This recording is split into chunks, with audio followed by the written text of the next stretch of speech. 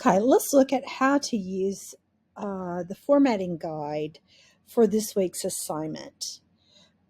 So you'll see that this is the title page, and this is based on an APA formatting template. And these can be found online. I just adjusted this APA template to include specific information about this assignment. So you'll notice the title of the assignment is here as a running header. So you don't have to do anything to that. Here it is again.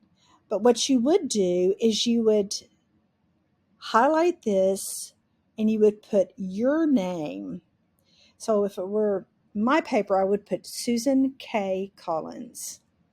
And here you would highlight this and you would put National Louis University. Here you would highlight this and you would put Gen 203. Here you would highlight this and put your instructor's name.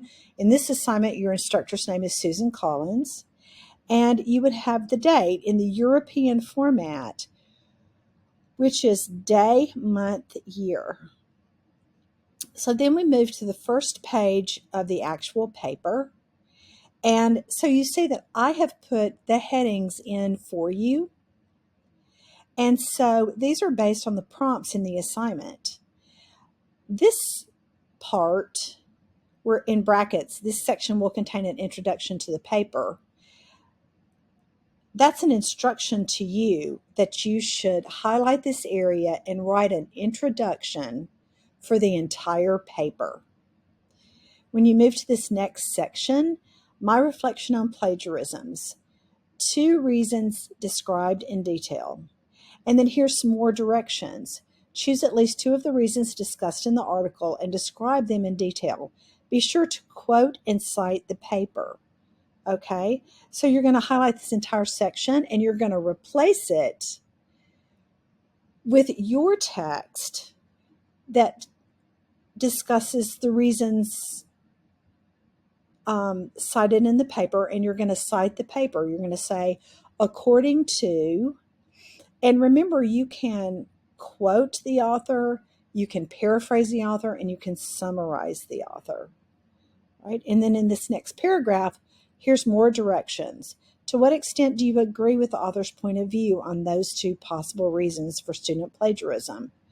So again, you're going to highlight this entire section and you're going to write your own text talking about the extent to which you agree with the author's point of view. So you're going to go through the paper using, you're going to keep the headings, but you're going to get rid of the directions and the filler language and put your own ideas into the paper. Okay? Here on references, it shows you that you should have hanging indentation. So that's where the first name or word of the citation goes out to the margin, and all other lines after that are indented. So here you would probably only have the name of the author of the article, which is Cleary. And this just shows you this is how you organize a citation for a journal. This is how you organize a citation for a web page. This is how you organize a citation for an online journal. And you can look these up. You can just Google, how do I cite an online article? And it will give you a format. Or you can use these as a template of sorts by replacing this information with information relevant to the article provided for the assignment. Okay, so that's how you would use this template. I hope it helps.